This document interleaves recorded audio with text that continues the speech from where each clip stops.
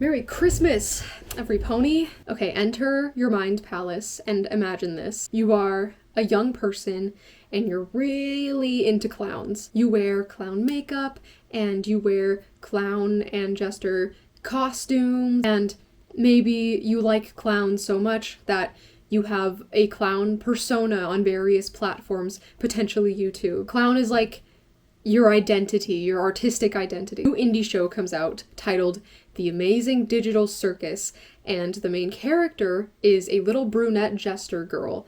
So you watch it and you realize that from now on, until another jester character takes the forefront in the public eye, this main character's name is going to be littering your comments whenever you post anything in a jester hat. I love what Digital Circus is doing for the animation scene right now.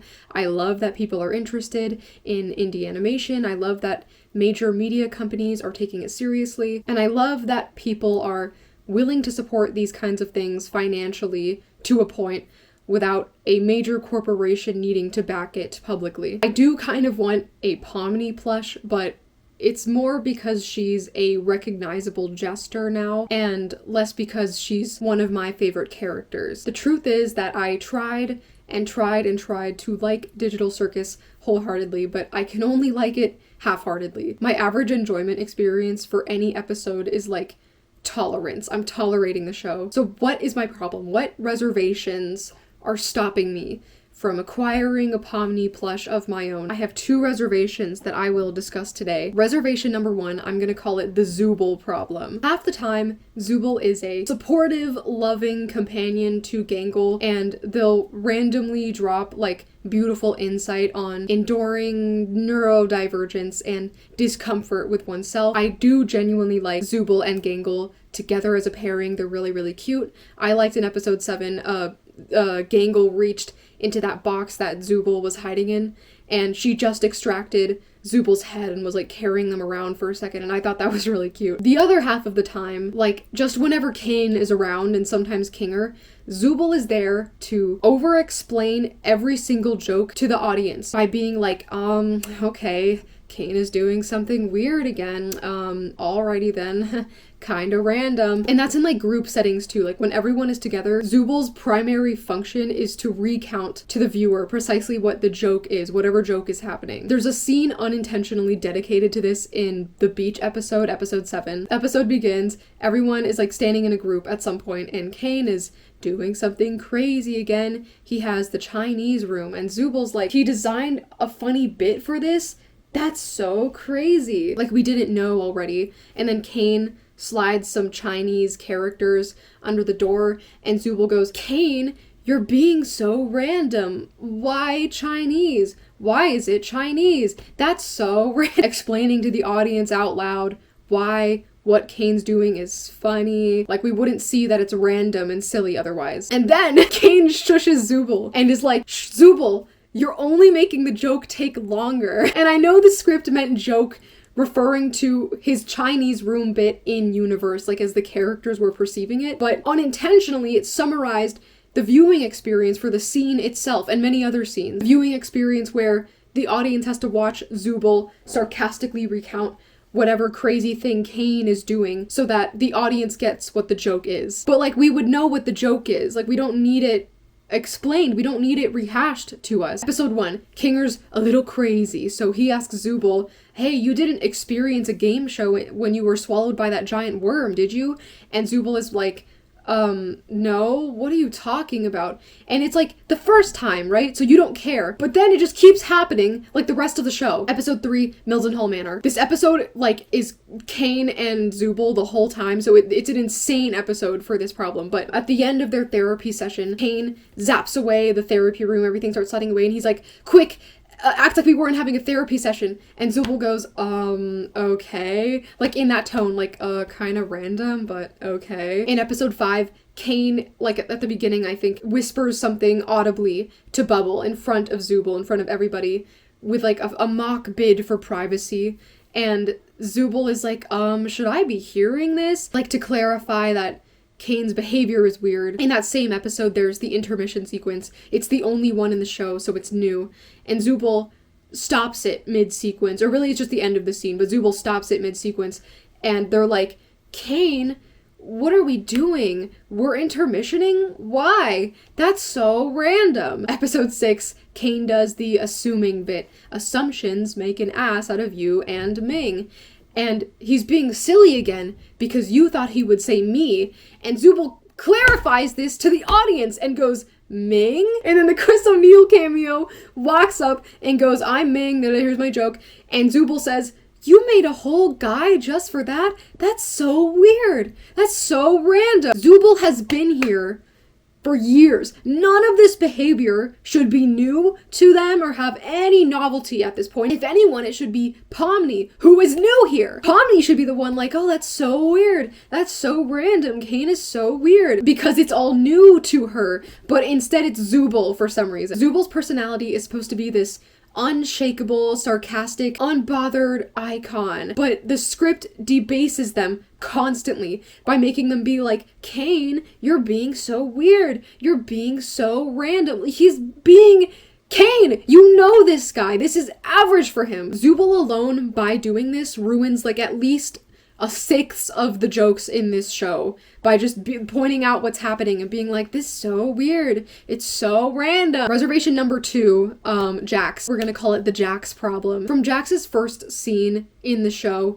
I knew from the bunny motif and the chosen voice performance that he was pre-designated by Gooseworks to be the tsundere twink with secret baggage. He's always grinning smugly, but that's to mask the pain. And the fandom is gonna draw him with abs and draw him in various age play scenarios. I knew this was gonna happen, and it's so obvious that Jax is Gooseworks' favorite. It was so obvious, and I hated him from scene 1. At MomoCon 2024, there was a Digital Circus panel. Gooseworks was there, and she got asked who she'd be if she got dropped into the Digital Circus, and she said Jax. She said a Jax adjacent character. Like, there's literal direct evidence for this bias. Put him in that 2020 maid outfit with the eyeliner. I was like, God, it's so on the nose. It's so obvious. When he jumped like a cat at the corn, I knew they had him do that so that people on Twitter could be like, oh, Jax acts so sarcastic and mean, but really he's a small cinnamon roll, or like Gen Alpha speak for that. You're just feeding us garbage. It's pre-digested. Jax is a pre-digested character. He's tropey. There's no part of his character arc that I think anyone experienced with like watching anime did not see coming. I think Jax's dramatic trippy sequence in episode 7 was intended to be unexpected to the audience. It was supposed to be suddenly profound, like, we don't know about this dead friend baggage, and instead I sat there watching it like, God, we could be having more story right now, and we're doing this instead. We're wasting time. And it was new for the show to directly address Jax's baggage instead of just hinting at it. Like, this scene was actually new territory, but it was just so obvious that this is where we were going that by the time we got there, it felt repetitive. Again, even though this was actually the first time we directly addressed it. It appears to me that Jax's character arc is going to be a leading, if not the leading drama in the series finale, and it sucks because I've been over it since it began. What about Pomni? What about the main character, Pomni? Does she have an arc, or is she just gonna be confused and cautiously optimistic the whole time? I don't really think Pomni's gonna have anything because Digital Circus is a show about Jax. This show is for Jax now. In episode 7, we got a Zach Hadel cameo. I don't know how to say his name. Like, it's been pronounced a couple of different ways throughout the course of the Oni Plays channel history, and I don't really know what was settled on. I saw his cameo coming once we had the Chris O'Neill cameo in the previous episode, and Gooseworks was on an episode of Slightly Artistic on the Oni Plays channel. I think they must, like, know each other from Newgrounds, or Gooseworks' previous animation work on YouTube caught their eye. I think they discussed how they met briefly, and I just don't remember. Can I just say briefly, like, I'm sure Twitter has said this already, but I'm not on there. The Zach cameo fish losing his mind over his empty treasure chest, that scene is like an echo of Zach's other cameo character in Has Been Hotel, where he's on like a slot machine and he's like, oh, that was all the money for my hell house. Like, it's an echo of that scene.